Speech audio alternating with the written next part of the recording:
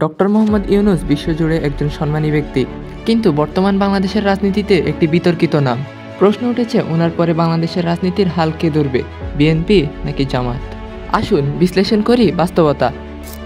যদিও ডক্টর ইউনূস সরাসরি রাজনীতিতে নেই, তবে তার বিরুদ্ধে চলমান মামলাগুলো, আন্তর্জাতিক সমর্থন এবং সরকারের অবস্থান, এসব মিলিয়ে একটা রাজনৈতিক ছায়া পড়েছে দেশের ভবিষ্যতের উপর। কেউ কেউ বলেন ইউনূস হচ্ছেন এমন এক প্রতীক যিনি সরকার বিরোধী চেতনার কেন্দ্রবিন্দু হতে পারেন। বিএনপি দীর্ঘদিন ধরে রাজপথে আন্দোলনে থাকলেও নেতৃত্ব সংকট, সাংগঠনিক দুর্বলতা আর বিদেশি সমর্থনের ঘাটতি তাদের শক্তি অনেকটাই কমিয়ে দিয়েছে। তবে তারা এখনও দেশের দ্বিতীয় বৃহৎ রাজনৈতিক শক্তি। 2024 সালের নির্বাচনে অংশ না নিলেও তাদের মাঠে থাকার ইচ্ছা এখনও স্পষ্ট।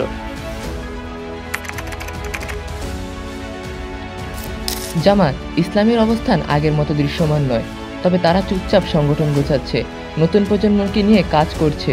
সরকার তাদের নিবন্ধন বাতিল করলেও নতুন নামে দল গঠনের চেষ্টা চলছে। অনেকে বলছেন জামাত বিএনপিকে বাইপাস করে আবারও রাজনীতিতে জায়গা করে নিতে পারে।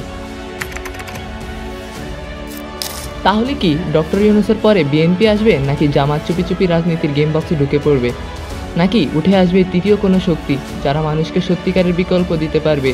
এই প্রশ্নের উত্তর লুকিয়ে আছে বাংলাদেশের ভবিষ্যতের রাজনীতিতে। আপনার মতামত কি? কমেন্ট বক্সে জানান।